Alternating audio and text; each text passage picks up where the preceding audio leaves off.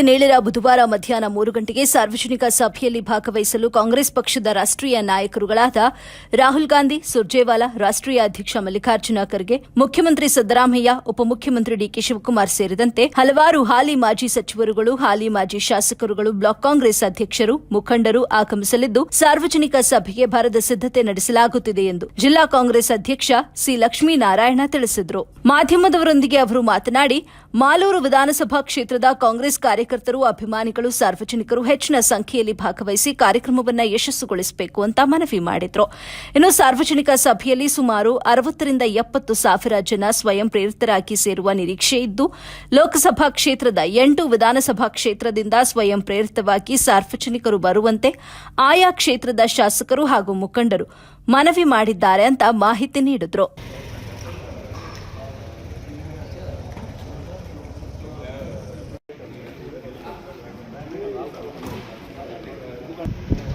ಮಾಲೂರಿನಲ್ಲಿ ರಾಹುಲ್ ಗಾಂಧಿಯವರ ಪ್ರವಾಸದ ಕಾರ್ಯಕ್ರಮ ನಾವು ಹಮ್ಮಿಕೊಂಡಿದ್ದೀವಿ.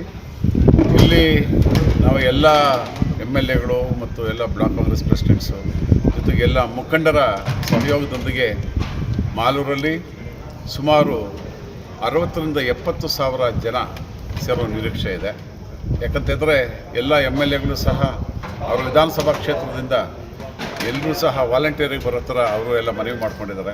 ಎಲ್ಲ ಸ್ವಯಂ ಪ್ರೇರಿತರಾಗಿ ಎಲ್ಲ ಕಾರ್ಯಕರ್ತರು, ಮುಖಂಡರು, ಆಮೇಲೆ ನಮ್ಮ ಕಾಂಗ್ರೆಸ್ ಸರ್ಕಾರದ ಮೇಲೆ ಪ್ರೀತಿ ಇರೋಂಥ ಎಲ್ಲ ಜನರು ಸಹ ಭಾಗವಹಿಸ್ತಾ ಇದ್ದಾರೆ. ಎಷ್ಟೊತ್ತು ಬರ್ತದೆ ಸರ್?